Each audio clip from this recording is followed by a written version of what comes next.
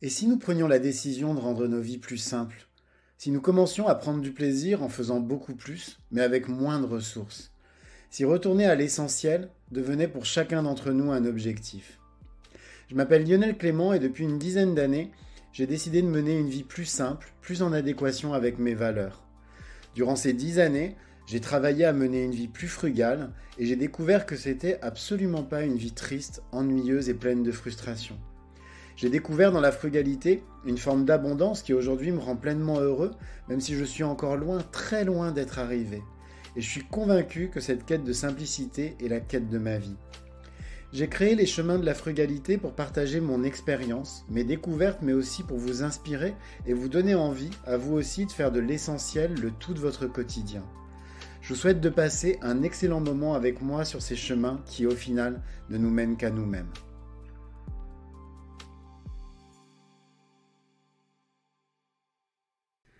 Vous n'imaginez pas la quantité de choses que nous pouvons tous avoir dans la tête en permanence.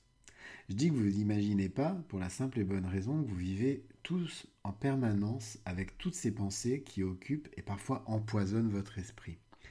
Par exemple, notre planning, nos projets, nos envies, nos frustrations. Bref, toutes ces pensées qui nous constituent mais qui également nous épuisent. Puis parfois qui nous détruisent aussi parce qu'elles prennent trop de place. Quand j'ai fait mon tout premier burn-out, alors il y a maintenant une douzaine d'années, c'est exactement ce que j'ai vécu. Je me suis fait submerger par toutes ces pensées qui m'obsédaient. J'avais tellement de choses dans la tête en permanence que ma charge mentale était constamment à son maximum. Et je mobilisais toute mon énergie pour une seule chose, parvenir à faire tenir toutes ces choses-là ensemble. Jusqu'au jour où tous les barrages ont cédé. En fait, je me suis fait agresser sur mon lieu de travail et j'ai craqué du jour au lendemain. J'ai sombré dans une très profonde dépression. Quand j'ai amorcé un travail pour me reconstruire, j'ai vite réalisé que l'agression que j'avais vécue avait été en fait qu'un déclencheur. Ce qui posait vraiment problème, c'était d'être en permanence saturé par une charge mentale excessive. Ce travail intérieur que j'ai fait pour alléger ma charge mentale a été long et j'ai connu plusieurs rechutes. Mais le choix d'un mode de vie plus frugal a vraiment été un élément déterminant de ma reconstruction. Dans cet épisode, je vais vous expliquer comment la frugalité m'a permis, et donc peut aussi vous permettre, d'alléger mes pensées, et donc vos pensées, et donc de retrouver un bien-être vraiment durable. Mais pour commencer, c'est quoi exactement la frugalité? Eh bien la frugalité, c'est vraiment selon moi un processus qui vise à alléger tous les aspects de notre vie. Pour commencer, par exemple, la manière dont on consomme. Être frugal, ça signifie avant tout se contenter de ce qu'on a et privilégier le minimalisme et la simplicité. Aussi la manière dont on mange. Être frugal dans son alimentation, ça signifie manger des aliments simples, locaux, de saison, et puis surtout des aliments cuisinés. Pas justement tous les produits transformés et industriels, parce que ceux-là, ils sont clairement bannis de nos assiettes. Et puis aussi la manière dont on se déplace. Par exemple, pas de voiture, pas d'avion, mais on privilégie les transports en commun, la marche à pied, le vélo. C'est aussi, et c'est ce qui nous occupe aujourd'hui, la manière dont on gère notre temps.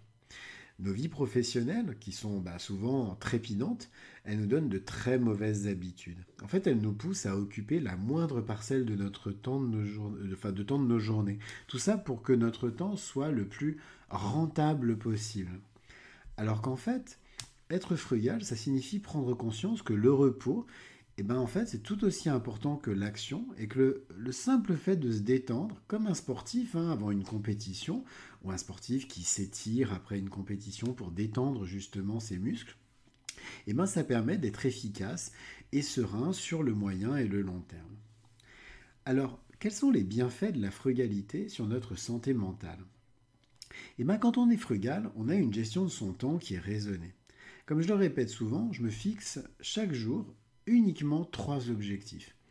Un objectif professionnel qui est lié à l'activité qui me rémunère. Donc bien sûr, le samedi et le dimanche, ça libère énormément de temps. Un objectif lié à mon projet personnel, c'est-à-dire ce podcast.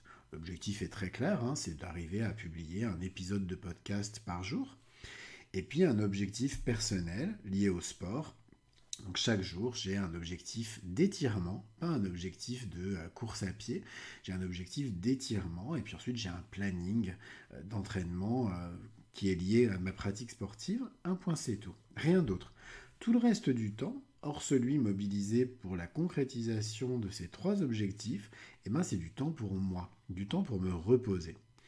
Deuxièmement, être plus frugal, ça m'a vraiment permis aussi d'alléger la pression financière que je pouvais ressentir. Comme j'ai beaucoup moins de dépenses, j'ai aussi tout simplement plus d'argent. Je me sens donc beaucoup plus tranquille et serein au quotidien. Troisièmement, j'ai vraiment aussi simplifié ma vie quotidienne en y instaurant des habitudes positives. Je vais être clair, toutes mes journées sans exception se ressemblent. Alors, j'ai vraiment réussi à mettre en place une organisation entièrement tournée vers un seul objectif, celui de privilégier mon bien-être tout en travaillant à atteindre les 3 objectifs que je me fixe dans la journée. Ce cadre qui est hyper routinier, c'est une réelle source de satisfaction. En fait, c'est assez marrant. Avant, j'avais vraiment peur de la routine. Pour moi, c'était vraiment le pire du pire qui pouvait m'arriver, c'était de tomber dans une routine quotidienne. Et en fait, je me rends compte que j'en tire une satisfaction incroyable. Parce que, contrairement à la situation dans laquelle j'étais auparavant, j'ai maintenant vraiment un quotidien qui est à la fois équilibré et prévisible. De même, le fait de désencombrer m'a aussi énormément enlevé de stress. Je vais prendre un exemple très concret. Par exemple, le fait de ne plus avoir de voiture, ça a vraiment été pour nous une libération. Alors, il n'y a pas besoin justement de réfléchir à où garer sa voiture, à devoir avoir forcément une maison ou un appartement avec un garage. Il n'y a plus besoin de tourner des heures en ville pour avoir une place de parking, ce genre de choses. Bref, ça enlève vraiment une grande partie du stress lié au fait d'avoir une voiture. Deuxième exemple, comme nous, par exemple, on a beaucoup moins d'objets, de meubles, on y est très peu attaché finalement aux meubles et aux objets qui nous restent. Ils sont fonctionnels et c'est ça le plus important. Le fait de ne pas y être attaché, ça permet aussi de ne pas avoir peur de les perdre, par exemple. Donc là aussi, ça enlève une vraie charge mentale qui est vraiment très très appréciable. Enfin, je me suis jamais senti aussi créatif que depuis que j'ai adopté un mode de vie plus frugal. Par exemple, si je prends juste la situation actuelle là, depuis quelques mois, jamais j'aurais pu imaginer publier quotidiennement un épisode de podcast. Avant, c'était quelque chose d'inenvisageable. Je n'avais pas le temps pour ça. J'imaginais même pas que je pouvais avoir le temps pour ça. Jamais j'aurais pu imaginer non plus pouvoir consacrer 1h30 à 2 heures par jour pour mon entraînement sportif. Avant, je calais mes entraînements sportifs entre 2 rendez-vous. C'était quelque chose de très compliqué. Jamais j'aurais imaginé aussi passer autant de temps à me faire plaisir en cuisinant. Avant, je sortais quelque chose du congélateur, je le faisais réchauffer vite fait et en avant. Et le fait de pouvoir prendre ce temps pour être créatif, pour faire ce que j'aime vraiment, c'est clairement parce que j'ai choisi d'avoir un mode de vie plus frugal. Alors je fais certes beaucoup moins de choses, c'est certain, mais le peu que je fais, je travaille à le faire le mieux possible. Et c'est incroyable le fait le fait de tirer, d'avoir toute cette créativité que j'avais pas auparavant, à quel point ça me fait énormément de bien, parce que d'un seul coup, avant, ça ne veut pas dire que je l'avais pas, mais cette créativité, elle était comme stoppée, elle ne pouvait pas s'exprimer, alors que maintenant, elle peut vraiment révéler le meilleur d'elle-même. Bref, mener une vie plus frugale, ça va vraiment vous permettre, comme ça m'a permis à moi, d'alléger votre charge mentale, à condition de bien comprendre toute l'abondance contenue dans la frugalité. Parce que mener une vie plus frugale, ça n'a rien à voir avec la privation. Quand on est frugal, certes, on retranche, on s'enlève des choses, mais c'est uniquement pour vraiment pouvoir donner dans ce qui reste le meilleur de nous-mêmes. Cet épisode des chemins de la frugalité est maintenant terminé. Alors comme d'habitude, je vous invite, si vous avez aimé mon podcast, à vous y abonner et à lui mettre 5 étoiles sur votre plateforme de podcast préférée. Ça va beaucoup m'aider à bien le référencer. Et puis sinon, vous pouvez aussi le partager autour de vous afin de le faire connaître à vos proches.